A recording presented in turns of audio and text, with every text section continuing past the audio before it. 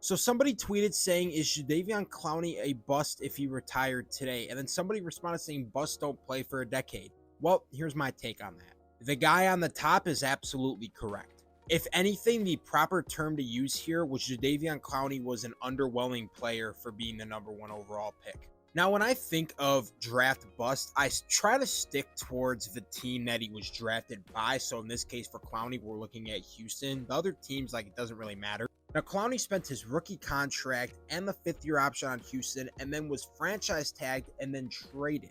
So because he earned the franchise tag, the organization still had some sort of belief in him, but ultimately decided to trade him for value they thought would be good.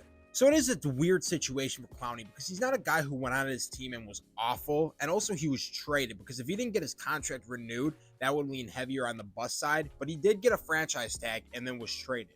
But overall, I wouldn't call Clowney a bust because he wasn't bad on Houston. He just, again, was underwhelming. I think the word we should be using here is an underwhelming player. Think of like Trevor Lawrence as another example. Trevor Lawrence cannot be a bust. He earned a second contract. He's not a draft bust. He's just been underwhelming because the guy should be an MVP right now. Now, that's a whole different situation of the reason why he's not doing that, but I'm just saying it. I'm just giving an example.